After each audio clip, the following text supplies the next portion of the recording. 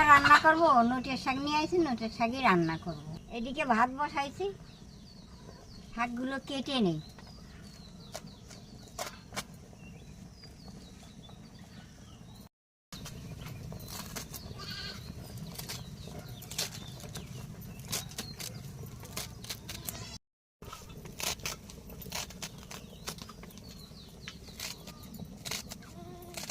মাঠের শাক হয়েছে না, নোটের শাক, আর দেখলেই নিবার ইচ্ছে করে। আমি তুলে নিয়েছি, আমার কাছে লাগও ভালো, খুব ভালো লাগে এই শাকটা।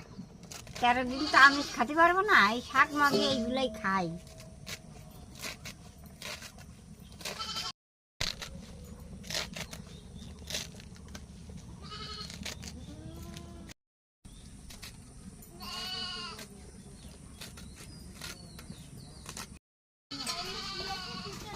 নোটের শাক কাটা হয়ে গেছে,